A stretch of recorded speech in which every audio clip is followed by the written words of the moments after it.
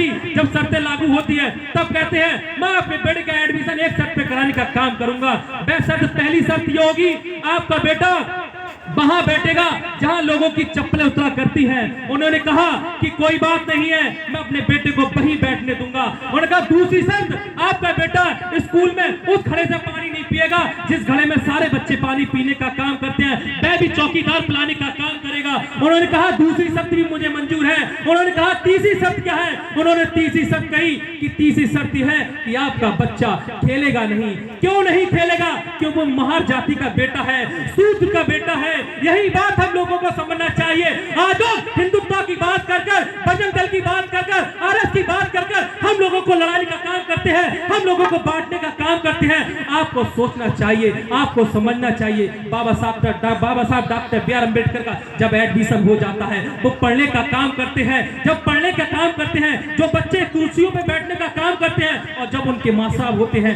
वो शिक्षा देने का काम करते हैं। बाबा साहब डॉक्टर बी आर अम्बेडकर चप्पल की जगह जहाँ चप्पल लोग उतारते थे उस जगह बैठने का काम करते थे। जब बारी बारी से सवाल की बात आती थी तो बाबा साहब डॉक्टर बी आर अम्बेडकर निकुंजो सवाल बताने का काम करते थे। तब जो मनमाद किस्म के लोग थे वो कहते थे ये भीमा बहुत ही मक्कार किस्म का व्यक्ति है, इसको इतना बेइज्जत कर दिया गया, चप्पल की जगह बैठने के बावजूद, पानी की जगह न पिलाने के बावजूद आज इस भीमा ने हम लोगों को बेइज्जत कराया है, हमारा क्लास में अपमान कराया है। तब वो मनमाद किस्म के लोग इकट्ठा होते हैं, बाबा साहब डॉक्टर बी आर अम्बेडकर को पूरी तरह से मारने का काम करते हैं। क्यों कहते हैं एक महार जात का बेटा क्लास में अपनी बात बताने का काम करता है, शिक्षा को महत्व देने का काम करता है, तब लथपथ होकर वो उनको बाबा साहब डॉक्टर बी आर अम्बेडकर को मारने का काम करते हैं। इतनी में वो होकर वो अपने खून से लथपथ होकर अपने घर आते हैं।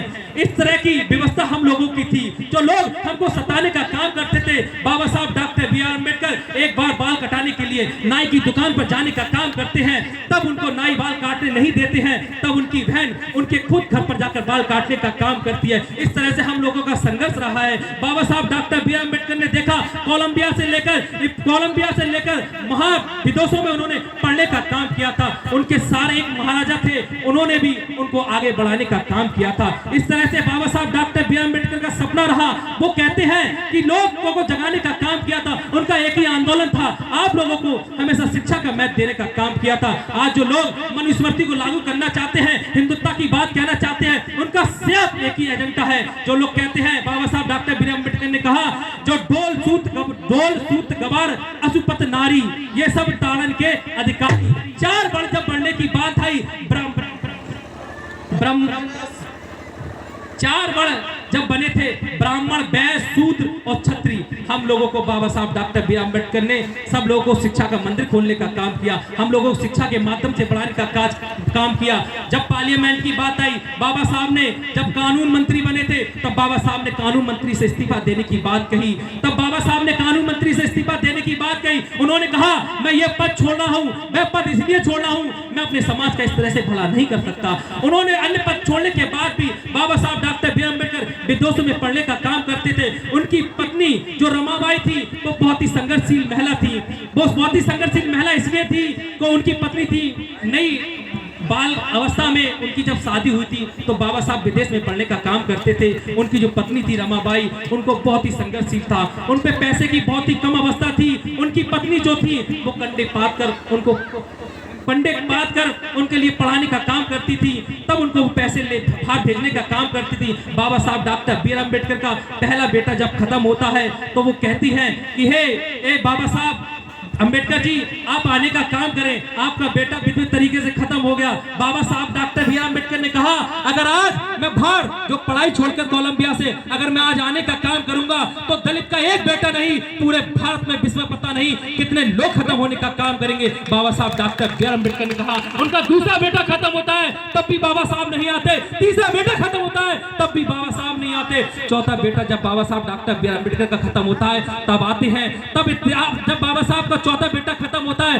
तब बाबा साहब डॉक्टर बी आर अम्बेडकर अपने घर आते हैं। अरे धन्यवाद कहना चाहिए उस पत्नी को, रमाबाई को। वो झांकती है, वो कहती है कि बाबा साहब आप तो पढ़ाई में मस्त हैं, आप तो पढ़ाई में मस्त हैं, आपको अपने बच्चों की तरफ आपने देखने का काम नहीं किया। तब रमा जी कहती है, अपने पति से कहती है बाबा साहब मैं आपसे गुहार लगाना चाहती हूँ, आपके बच्चे का दाह संस्कार होने को है, मैं आपसे कह रही हूँ कि कुछ आपके जेब में पैसे पड़े हों तब आप पैसे देने का काम करें। तब बाबा साहब डॉक्टर बी आर अम्बेडकर बहुत ही नतमस्तक हो जाते हैं, तब वो उनकी बातों को समझ जाते हैं। रमाबाई, धन हो रमाबाई जी, जब अपना साड़ी का पल्लू फाड़कर उस बेटे को कफन बनाने का काम करती है। ये है बाबा साहब डॉक्टर बी आर अम्बेडकर का सपना। आज जो लोग हम लोगों के बीच में आकर मनुस्मृति की बात कहते हैं, और आपने देखा होगा भारत में जो लोगों की सरकार है किस तरह से गुमराह करने का काम करते हैं। बाबा साहब डॉक्टर बी आर अम्बेडकर का बहुत ही बड़ा इतिहास रहा है। मैं ज्यादा बात न कहकर एक शेर के माध्यम से बात बताने का काम करूंगा और अपनी बात खत्म करूंगा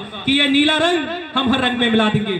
जो आज बाबा साहब के सपनों को छीनना चाहते हैं, हमारी सबसे महल लड़ाई है कि बाबा साहब के सपनों को बचाना, बाबा साहब के अधिकारों को बचाना, बाबा साहब की बात हम लोगों को आगे बढ़ाना। ये नीला रंग हर रंग में मिला देंगे, हम सब एक है ये एहसास दिला देंगे। ये नीला रंग हर रंग में मिला देंगे, हम सब एक है ये एहसास दिला देंगे। हम कसम खाते हैं बाबा साहब डॉक्टर बी आर अम्बेडकर तुम्हारी, ये नीला रंग हर रंग में मिला देंगे, हम सब एक हैं एहसास दिला देंगे। हम कसम खाते हैं बाबा साहब तुम्हारी, अगर भारत के संविधान को तुमने छूने की बात कही, हम बावजन है तुम्हें मिट्टी में मिला देंगे। जय भीम।